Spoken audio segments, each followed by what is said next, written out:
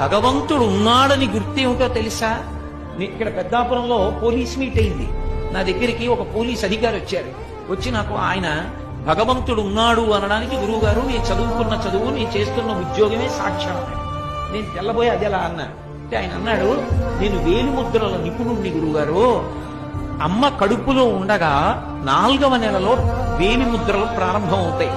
ప్రారంభమైన వేలిముద్రలు 6వ నెల వచ్చిన తరువాత బాగా ముద్రలన్నీ గట్టిగా ఆ వేళ్ల చివర ఏర్పడతాయి. అమ్మ కడుపులో 6వ నెలలో ఏర్పడినటువంటి వేలిముద్రలు మళ్ళీ ఎప్పుడు పోతాయంటే శవమైపోయిన తర్వాత కూడా పోవు. డీకంపోజిషన్ అంటాం. డీకంపోజిషన్ అంటే ఆ శరీరం ఇంకా చివికిపోయి బ్రహ్మాండంలో కలిసిపోవడానికి సిద్ధపడిపోతుంది. ఇంత చిన్న వేలు మీద గీతలు గీసినప్పుడు ఇన్ని కోట్ల మంది గీతలలో ఎవరికి గీసిన గీతలా ఇంకోటి గీతలు గీయకుండా గీయగలిగిన మహాశిల్పి ఒకడు ఉన్నాడు. వాడు లేకపోతే ఈ గీతలు ఎక్కడి నుంచి వచ్చాయి? వాడు ఉన్నాడనడానికి నువ్వు ఎక్కడికో వెళ్ళక్కర్లేదు. నీ వేళ్లు చాలు, వేలి మీద గీతలు చాలు.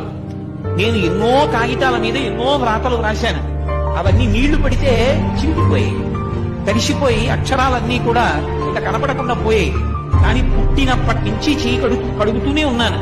ఏది ఒక్క గీత కడగబడిందా, పోయిందా? గీతలు గీసిన వాడు ఒకడు ఉన్నాడా?